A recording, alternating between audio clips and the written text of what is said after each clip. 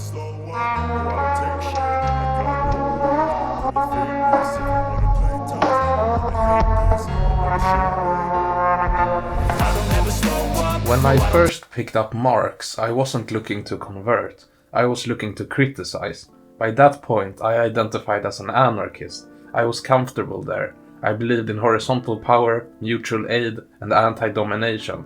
Marx, to me, represented something else. Industrial rigidity, historical determinism, state socialism, and authoritarian outcomes. I expected to dismantle him. Instead, I got dismantled. But not quickly, slowly, frustratingly, reluctantly.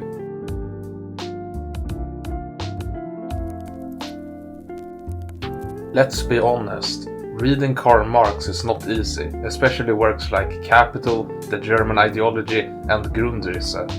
The sentences are dense, the terminology is technical, and the arguments unfold slowly. He doesn't give you slogans, he builds a machine. At first I resisted the language. Use value, exchange value, abstract labor, and commodity fetishism. It felt overly complicated. Why not just say exploitation? But that impatience was part of my struggle. Marx wasn't making a moral argument, he was constructing an analysis of how capitalism actually works, and that difference mattered.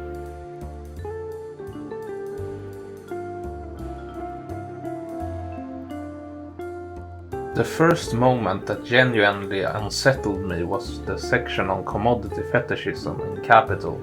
Marx argues that under capitalism, social relationships between people appear as relationships between things. Value looks like it belongs to the commodity itself, but really value is the crystallization of human labor. That sounds abstract, but once it clicks, it changes how you see the world. Prices stop looking natural, markets stop looking neutral, economic laws stop looking eternal. They become historically specific social relations.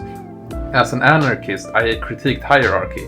Marx was showing me something deeper, the structure that produces hierarchy.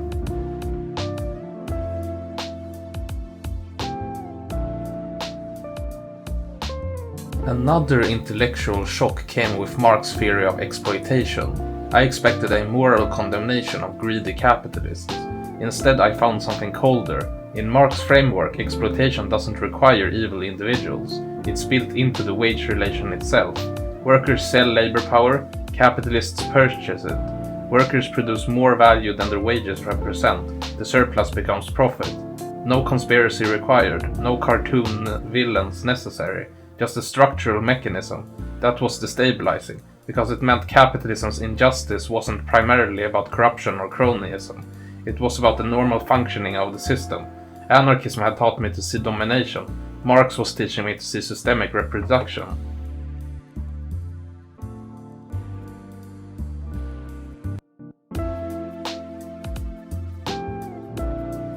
The next struggle was historical materialism. Marx's claim isn't that ideas don't matter, it's that material conditions shape which ideas become dominant. Legal systems, political institutions, and cultural norms. They are not floating abstractions, they arise from economic structures. That felt reductive at first. As an anarchist, I emphasized ethics, culture, and voluntary cooperation. Marx seemed to be saying those things emerge from deeper economic forces. I resisted that. It felt deterministic. But the more I studied history, the harder it was to ignore. Industrial capitalism produced liberalism. Feudalism produced monarchy. Slave economies produced racial ideology. Ideas weren't random, they tracked material structures. And suddenly, politics looked less like a debate of values and more like a terrain of class struggle.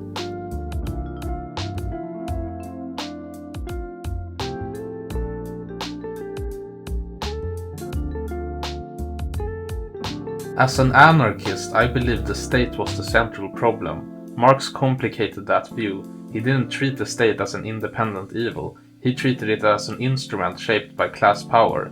That reframed everything. The state wasn't simply an external oppressor, it was embedded in economic relations, which meant abolishing the state without transforming the economic base would simply produce a new form of domination. That critique hit hard, because it meant my anti-statism might have been superficial.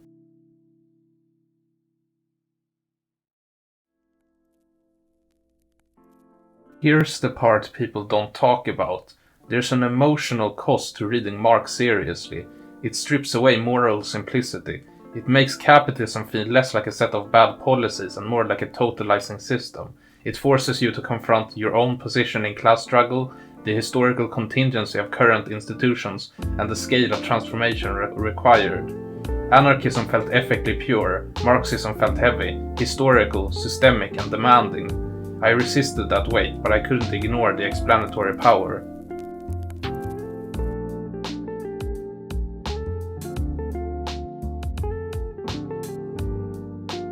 The real turning point wasn't agreeing with everything Marx wrote. It was recognizing that my previous frameworks lacked structural depth. Anarchism diagnosed domination. Marxism explained how domination reproduces itself.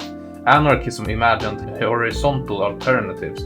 Marx analyzed the material conditions necessary for transformation. That doesn't mean anarchism was wrong. It means it was incomplete. And I began to see that without a theory of capital accumulation, class formation, and economic crisis, anti-authoritarian politics risked floating above reality.